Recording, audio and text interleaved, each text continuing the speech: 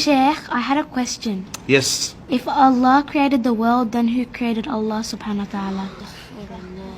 Okay, that's alright, that's alright. That's actually a very interesting question. But before I think we answer that question, we should first know who Allah subhanahu wa ta'ala truly is. Well, isn't Allah the one who created everything? And wasn't He here before everything else? That's right, Bilal. Allah is al-awwal, the first. That means there was nothing before Him. Allah subhanahu wa ta'ala is, was, and will always exist. So the question, who created Allah, doesn't make any sense. Because the word Allah means the one who is uncreated. Sheikh, can you explain that a bit more? Okay. Muhammad, can you come to the front, please? So, Muhammad, can you draw for us a square that's also a circle?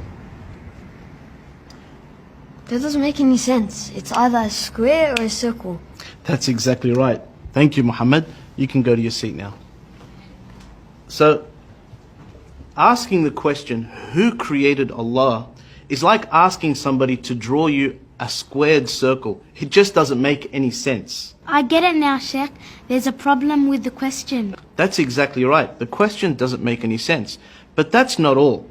If we say Allah subhanahu wa ta'ala was created, then we would have to ask, who created Him? And then we would say, well then who created Him? And that would go on and on and on forever. And the entire world would never have existed. Let me give you an example. Aisha, if you wanted to sleep over at your cousin's house, would you have to ask your parents for permission? I'd ask my mum. That's exactly right. Now, what if your mum had to ask your father for permission? And then your father had to ask his father for permission. And that goes on and on and on and on. Would you be able to go to your cousin's house? No. So what needs to happen for you to be able to sleep at your cousin's house? Well, that's easy. Someone would have to be able to make the decision without having to ask anyone else.